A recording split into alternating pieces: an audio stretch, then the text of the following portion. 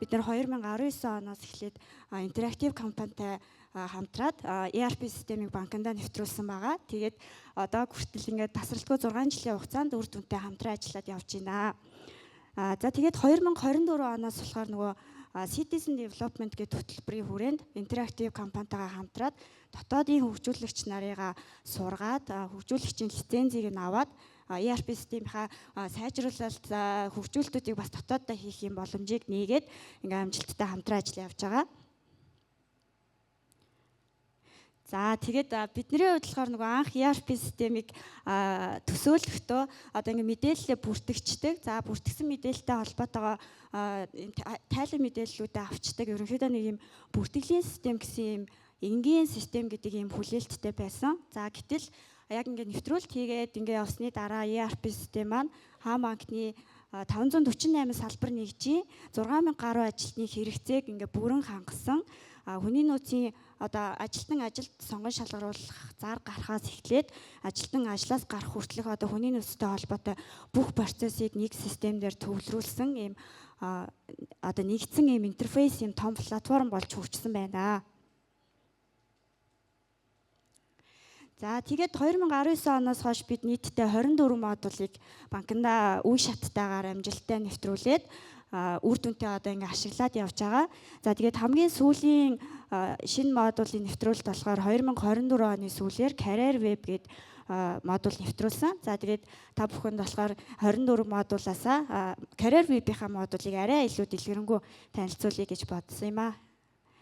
За энэ маань яадаг вэ гэхээр одоо нөгөө энэ банкны салбартуудыг ерөнхийдөө энэ Монгол улстай бас анхдагч ийм хөгжүүлэлт болж нэвтрүүлсэн байгаа энэ Career Web нь. За тэгээд манай банк болохоор ингээ үйл ажиллагааны чиглэл нь 15 чиглэлд ерөнхийдөө хуваагдаад дотроо 700 гаруй ажлын байраар ингэж салбарладаг.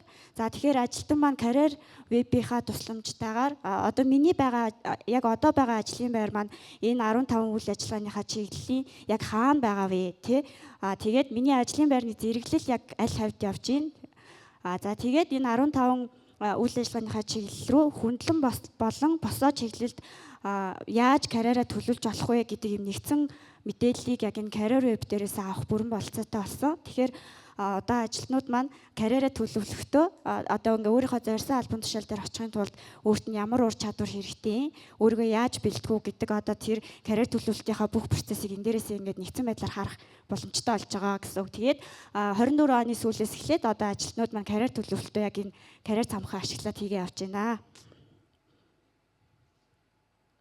За тэгээд ERP системийг банкнд нэвтрүүлснээр мэдээж ингээ маш олон үр ашгийг ингээ банкнд авчирсан. За тэдгээрийг ингээ багцлаад хэлэх юм бол 6000 ажилтны мэдээлэл, за дээрэс нь ингээ хүний нөөцтэй холбоотой бүх төрлийн процессыг ингээ нэгдсэн маш ийм үнэн зөв дата баазтай болсон. За тэгээд датан дээрээ суурилсан хүний нөөцийн стратеги төлөвлөлтөө үр дүнтэйгээр хэрэгжүүлэх, за шийдвэр гаргалтын процессуудыг одоо илүү үр дүнтэй хурдан гаргах, за датанд суурилсан одоо нэг зөвшөөрөл шийдвэр авах процессууд дээр илүү хурдан ажиллах боломжтой болсон. За тэгээ хамгийн гол нь болохоор хүний нөөцийн үйл ажиллагаа үйлчлэлүүдийг ажилтнуудтай одоо нөгөө ажилтнуудаа нөгөө харилцагч гэж үзэж байгаа шүү дээ. Тэгэхээр нөгөө харилцагч төвтэйгээр илүү ээлтэй хурдан шуурхай хүргэх ийм боломжтой болсон байна.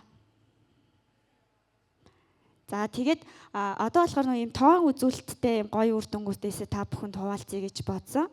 За эхнийх нь болохоор зээлийн лавлгаа авдаг юм процесс байгаа. За ажилтан зээл авахдаа өмнө нь бол ингээд зээлийн одоо нэг удаагийн зээл авахдаа багадаа 4 цагийн хугацаа зарцуулж ийж зээлийнхаа лавлгааг авдаг байсан. Одоо бол ERP системээр ажилтан ингээ хаанаас ч байсан ингээ хүсэлтээ үүсгээд 1 минутын дотор зээлийнхаа лавлгааг ингээ онлайнаар авчиж байгаа гэсэн үг.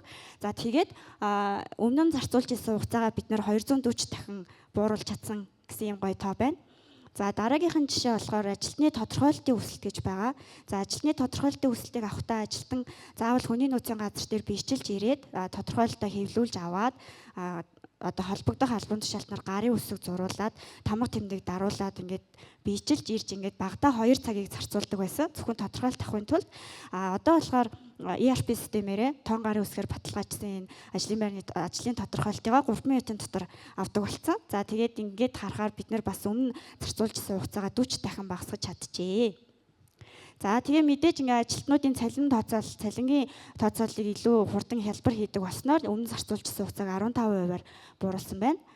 За тэгээд хамгийн сүүлийн жишээ гэхээр ажилтан ажлаас гарах үеийн одоо нөгөө эцсийн тооцоо хийх процесс буюу тойр хуудас зурах процесс дээр ажилтан маань юу яадаг вэ? Тойр хуудасаа хэвлэж аваад тэгээд тойр хуудас зурах юм нөгөө эрэхтэй одоо ажилтнууд дээр бичилж очоод ингээ газар тус болгон дээр ингэж очоод зуруулаад явдаг байсан. Гарын үсгийн цаасан дээр зуруулаад авдаг байсан гэсэн үг.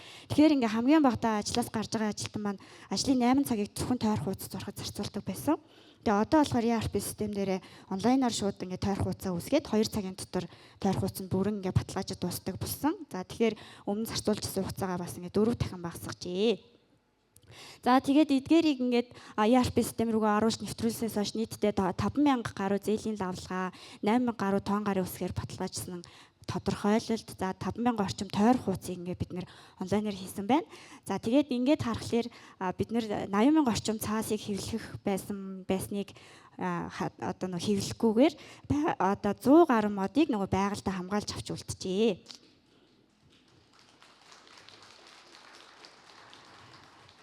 За тэгээд одоо нэг ийм гоё үр дүнгуудыг гаргахад ингээ манай интерактив компани хамт олон маань одоо бидний хэрэгцээ шаардлагыг аягүй сайн ойлгоод нээлттэй хүлээж авч ингэж хамтарч ажилладаг. Тэгээд цаашдаа ч гэсэн олон гоё шинэлэг төслүүд дээр ингээ хамтарч ажиллах байх гэж бодож байна. За тэгээд баярлалаа.